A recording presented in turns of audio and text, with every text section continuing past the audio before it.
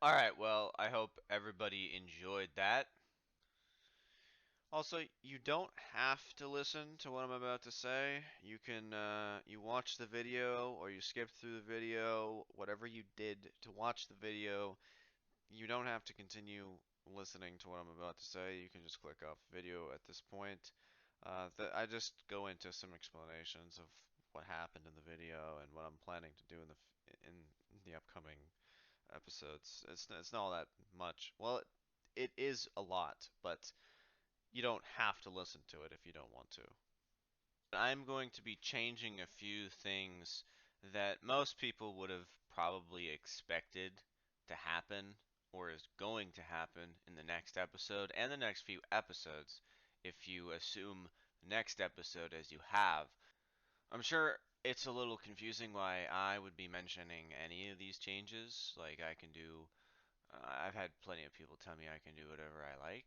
I'm sure, yeah, I can, but I've kind of been alluding to a certain detail that's upcoming, and the detail more or less is still a thing. It's just not going to happen sooner than you think. There's still one lingering thing I have to take care of before I tend to do that. I had an original plan and then I changed that plan and now I want to go back to that plan, essentially. Because I want to make it a little bit more dramatic than it needs to be. So I need to change a few things in order to do that. So people who are expecting something I guess you're gonna have to wait a little longer for that to happen. So this is a review on some of the things happening in this video, characters, motivations, that kind of thing, like Puppet, Golden Freddy. Uh, I'm gonna start with Golden Freddy. So Golden Freddy is a little pissed off. Who would have known, right? She's the one you shouldn't have killed type character. As we all know, she's not exactly a happy individual most of the time. In my story, she's a lot more happier than she should be, but that's because progression, development, that kind of thing. Um, she's happy because that's how the story has made it out to be.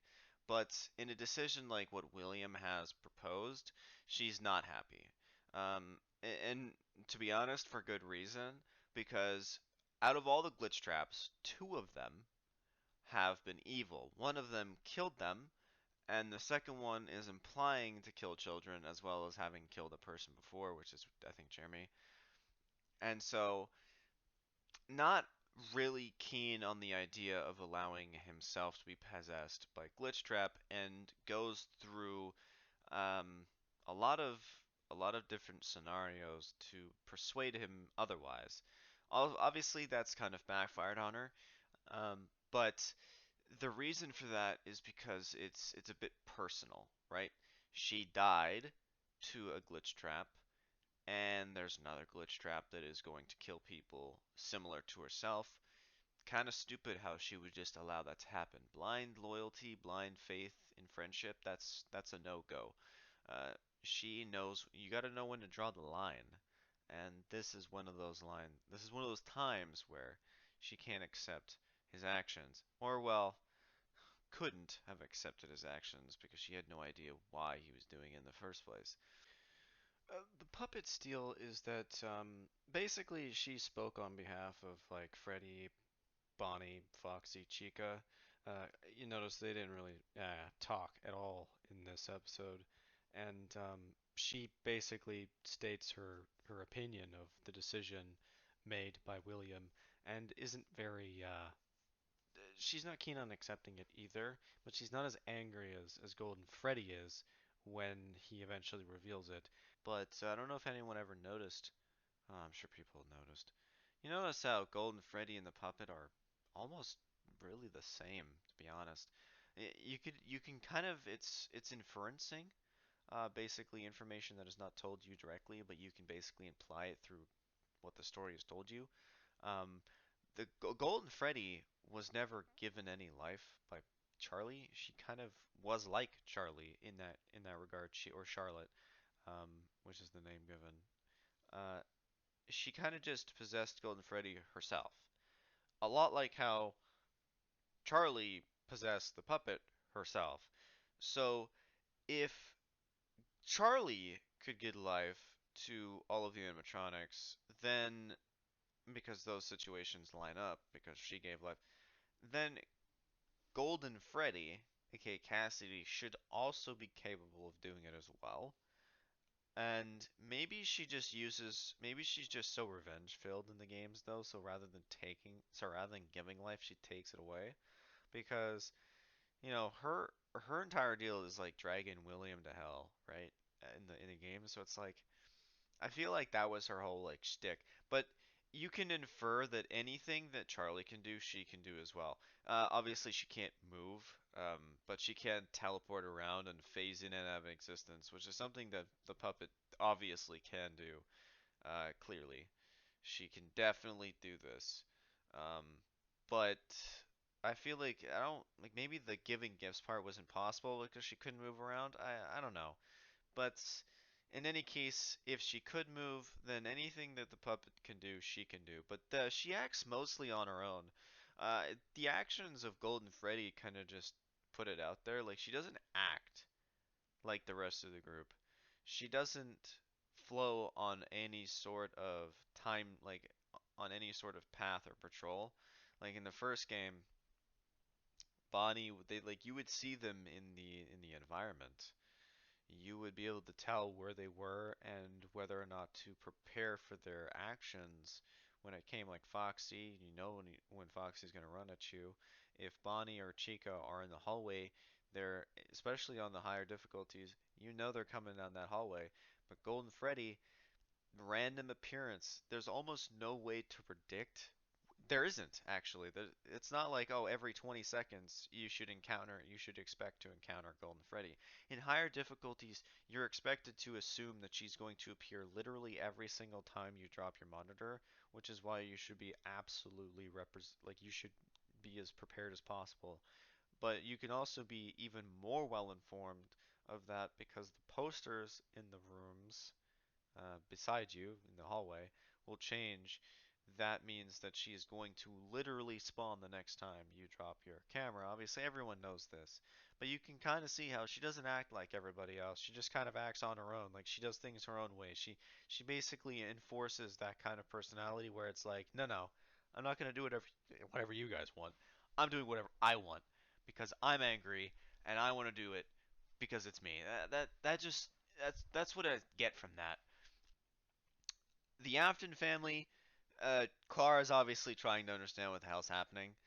William will let her do that though. Michael doesn't agree. Obviously, he was possessed by or he was possessed by an influence of Glitchtrap, as I like to refer to it as. It's not pure possession. It's merely just thought in the head. Obviously, that's a bit more advanced in my story, so it's little more than thought and persuasion. It's actual possession. Um, in order for it to make sense. So he doesn't agree with that fact. Elizabeth is a very keen observer.